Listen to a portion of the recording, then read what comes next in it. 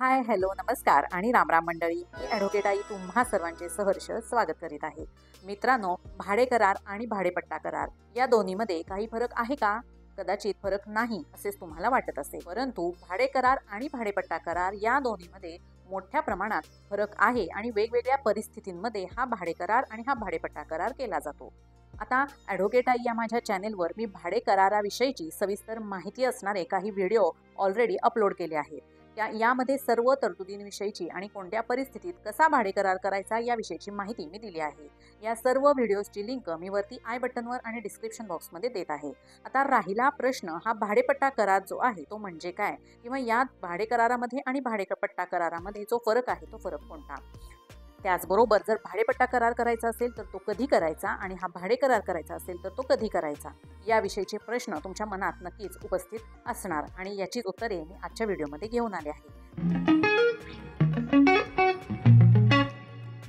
व्हिडिओमधील पहिला मुद्दा आपण बघणार आहोत तो म्हणजे भाडेपट्टा करार हा कोणत्या कायद्याअंतर्गत येतो. भाडेपट्टा करार आहे त्याला लीज डीड असेही म्हटले जाते. हा भाडेपट्टा करार भारतीय नोंदणी कायदा म्हणजेच ट्रान्सफर ऑफ प्रॉपर्टी ऍक्ट 1882 आणि त्याचबरोबर इंडियन रजिस्ट्रेशन ऍक्ट म्हणजेच भारतीय नोंदणी कायदा 1908 या कायद्याअंतर्गत येतो. या कायद्यांअंतर्गत भारतातील वेगवेगळ्या राज्यांमध्ये हा भाडेपट्टा करार नोंदणीकृत करणे अनिवार्य आहे, अत्यंत आवश्यक आहे जर तो भाडे करार 12 महिन्यांपेक्षा जास्त असते. महाराष्ट्र राज्यामध्ये काय परिस्थिती आहे तर महाराष्ट्र राज्यात महाराष्ट्र भाडे नियंत्रण कायदा 1999 आणि त्याचबरोबर मुद्रांक अधिनियम 1958 या दोन कायद्यांअंतर्गत भाडेपट्टा करार आपल्या महाराष्ट्रात केला जातो.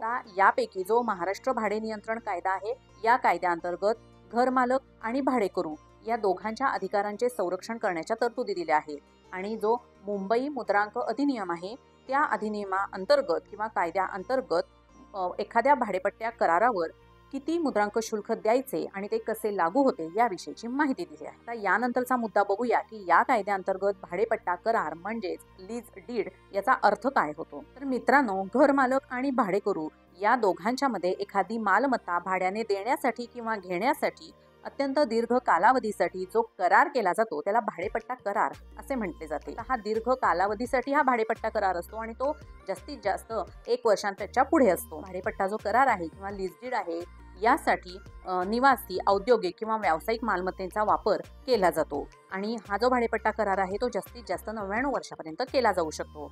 आता हा भाडेपट्टा करार करत असताना त्यामध्ये कोणते महत्त्वाचे घटक समाविष्ट असतात हे आता आपण बघूया. एक म्हणजे घरमालक, याला आपण लँडलॉर्ड म्हणू शकतो किंवा लेझर म्हणू शकतो किंवा पट्टेदार म्हणू शकतो, जो त्या मालमत्तेचा मालक असतो आणि जो ती मालमत्ता भाड्याने देणार असतो. दुसरा म्हणजे टेनंट, याला आपण भाडेकरू म्हणू शकतो किंवा लीजी म्हणू शकतो, जो जी मालमत्ता आहे ती भाड्याने घेणार असतो.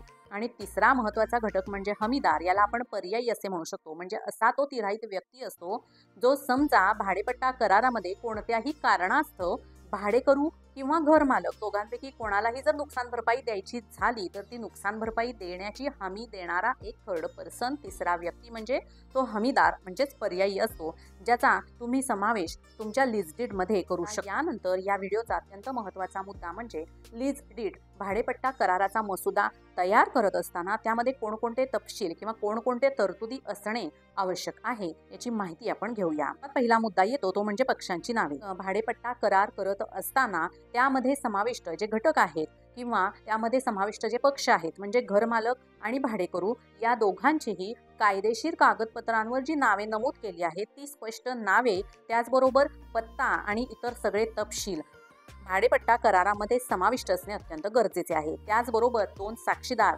ज्यांच्या स्वाक्षरी सहित त्या भाडेपट्टा करार नोंदणी केला जातो त्या 2 साक्षीदारांची नावे देखील पत्त्यासहित संपूर्णपणे आणि अचूकपणे त्या भाडेपट्टा करारावर लिहिणे अत्यंत आवश्यक आहे. नंबर 2 म्हणजे भाडेपट्टा कालावधी. भाडेपट्टा करार करत असताना तो करार किती वर्षांसाठी केला जात आहे, म्हणजे समजा 40 वर्षांसाठी असेल, 50 वर्षांसाठी असेल तर त्या ठराविक कालावधीचा स्पष्ट आणि नेमका उल्लेख त्या भाडेपट्टा करारामध्ये असणे अत्यंत आवश्यक आहे. म्हणजे तो कालावधी संपल्यानंतर भाडेपट्टा करार कंटिन्यू करायचा आहे की संपुष्टात आणायचा आहे याचा निर्णय तो कालावधी संपल्यानंतर घेता येईल. आता नंबर 3 ला येतं ते म्हणजे भाड्याची रक्कम आणि सुरक्षा ठेव.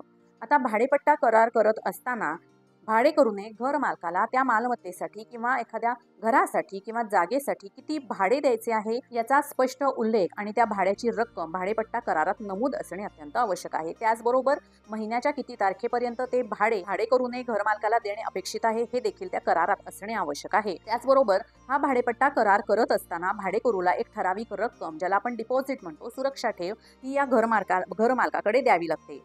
जी रक्कम भाडेपट्टा करार संपुष्टात आल्यानंतर परत घर मालकाकडून भाडेकरूला देणे अपेक्षित आहे आणि ती दिली जाईल असा स्पष्ट उल्लेख देखील त्या भाडेपट्टा करारात असणे आवश्यक आहे. चौथा मुद्दा आहे तो म्हणजे नोटीस कालावधी, यालाच आपण एक्झिट क्लॉज असे म्हणतात. समजा घर मालक आणि भाडेकरू यांच्यात एक ठराविक वर्षांसाठी, मग तो 10 वर्ष असेल, 20 वर्ष असेल, 40 वर्ष असेल, इतक्या वर्षांसाठी भाडेपट्टा करार पूर्ण नोंदणीकृत केलेला आहे. परंतु काही कारणांमुळे घरमालक किंवा भाडेकरू यांना तो करार त्या कालावधीपूर्वी संपुष्टात आणायचा असेल तर तसा तो संपुष्टात आणण्याची तरतूद कायद्यात आहे. मात्र यासाठी घरमालक किंवा भाडेकरू यांना दुसऱ्या पक्षाला नोटीस द्यावी लागते की असा आम्हाला हा भाडेपट्टा करार कालावधीपूर्वी या कारणांमुळे संपुष्टात आणायचा आहे. ही नोटीस मात्र एका पक्षाने दुसऱ्या पक्षाला कमीत कमी 1 महिन्याच्या आधी देणे गरजेचे आहे.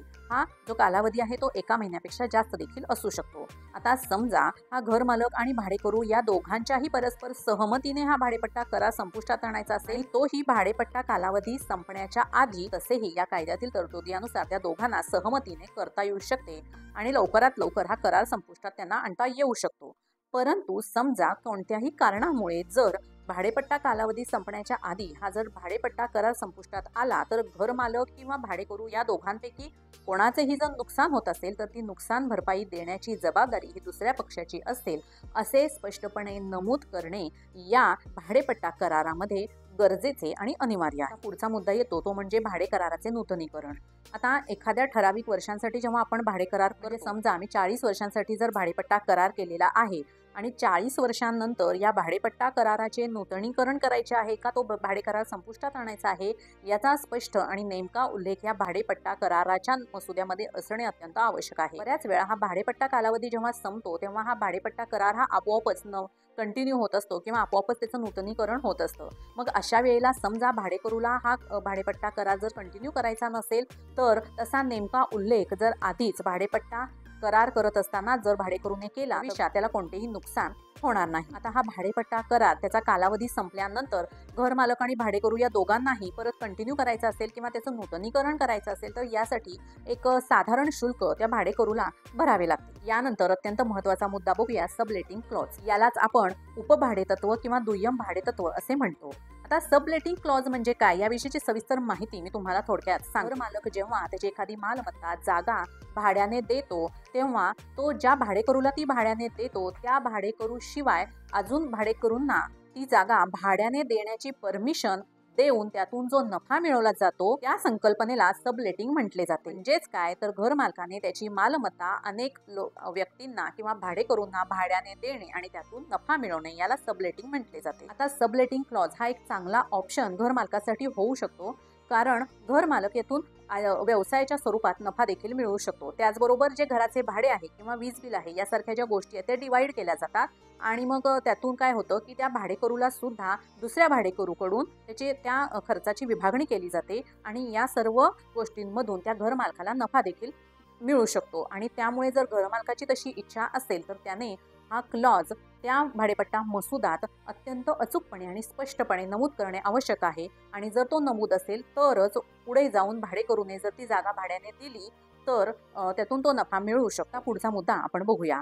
समजा भाडेपट्टा करारातील तरतुदींचा भंग भाडेकरूकडून झाला किंवा जर त्या मालमत्तेचा, त्या घराचा किंवा त्या जागेचा बेकायदेशीर उपयोग जर केला गेला असेल किंवा त्या घराचे, त्या मालमत्तेचे भाडे योग्य वेळेत जर दिले गेले नसेल तर अशा वेळी तो भाडेपट्टा करार संपुष्टात आणला जाऊ शकतो.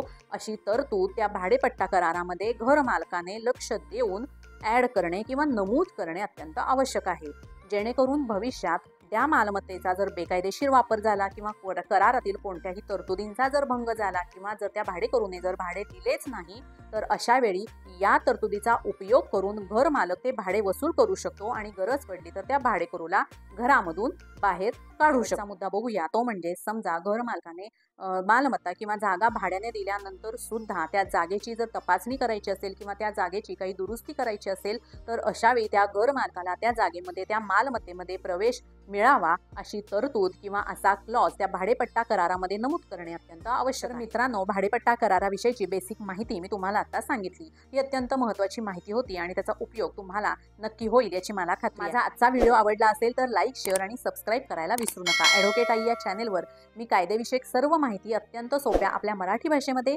आणि कमी वेळात सांगण्याचा प्रयत्न करत असते. भेटूया माझ्या पुढच्या व्हिडिओमध्ये भाडेपट्टा कराराविषयीचा पुढचा भाग घेऊन. धन्यवाद.